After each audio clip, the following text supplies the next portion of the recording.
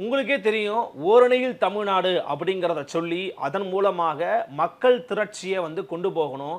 குறிப்பாக ஓடிபியை பெற்று அவர்களை வந்து உறுப்பினர்களாக காண்பிக்கக்கூடிய ஒரு வேலையை திமுக துவங்கின போது ஓடிபிலாம் வாங்கக்கூடாதுப்பா அப்படின்னு தடை போட்டுட்டாங்க. இருந்தாலுமே கூட அங்கங்கே திமுகவினர் தங்களுடைய வேலைகளை துவங்கிட்டாங்க. திமுகவோட பூத் லெவலில் எப்படிலாம் நீங்கள் வேலை பார்க்கணும் அப்படிங்கிறத முதலமைச்சர் திமுகவின் தலைவர் அவர்களே அறிவுறுத்திய அடிப்படையில் இன்னைக்கு பூத் லெவலில் வேலை பார்க்க ஆரம்பிச்சிருக்காங்க. குறிப்பாக பாஜகவோட இந்த எஸ்ஐஆர் மேட்ரு வெளிவந்த பிறகு இவங்க என்ன வேணால் பண்ணுவாங்க, இங்கே சும்மா விட்டுறாதீங்க, ஒழுங்காக கிரவுண்ட் லெவலில் போய் ஒர்க் பண்ணுங்க. ஏன்னா திமுக வந்து ஒரு ப்ராப்பர் ஸ்ட்ரக்சருக்கான ஒரு பார்ட்டி.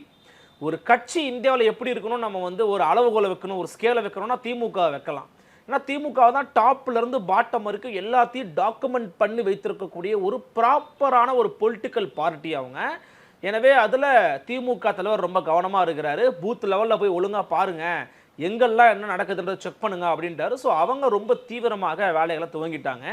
இன்னொரு பக்கம் அதிமுகவிடம் அந்த வேலையை துவங்கிட்டாங்க. குறிப்பாக அதன் தலைவர் திரு எடப்பாடி பழனிசாமி அவர்கள் தொடர்ச்சியான மக்கள் பரப்புரையை வந்து மேற்கொண்டுகிட்டு இருக்கிறாரு. மக்கள் பரப்புரையின் போது வந்து பார்த்தீங்கன்னா மக்களை காப்போம் தமிழகத்தை மீட்போம் அப்படிங்கிற ஒரு பிராண்டோட எல்லா இடங்கள்லையும் போய் பிரச்சாரம் பண்ணிக்கிட்டு இருக்கிறாரு. இந்த ஆம்புலன்ஸ் பிரச்சனைலாம் கூட வந்துகிட்டு இருக்கு அப்படிங்கிறத நம்ம பார்க்குறோம்.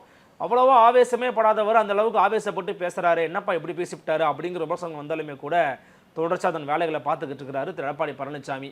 இன்னொரு பக்கம் நாம் தமிழர் கட்சியின் தலைமை ஒருங்கிணைப்பாளர் திரு சீமான் அவர்கள் தொடர்ச்சியாக பல்வேறு விதமான முழக்கங்களில் பொதுக்கூட்டங்கள், ஆர்ப்பாட்டங்கள், மாநாடுகளை போட்டுக்கிட்டு இருக்காரு. அது தனக்கு நிச்சயமாக தேர்தலில் கை கொடுக்கும் அப்படின்னு அவர் முழுமையாக நம்புகிறார். தாவேகா வழக்கம் போல முக்கியமான இடங்களில் மாநாடு போடுறாங்க, எல்லாத்துக்கும் முக்கியமான விஷயங்கள் அறிக்கை மட்டும் கொடுக்குறாரு, வேறு எதுவும் பண்ணுறது கிடையாது அப்படிங்கிற விமர்சனம் அவர் மேலே இருக்குது.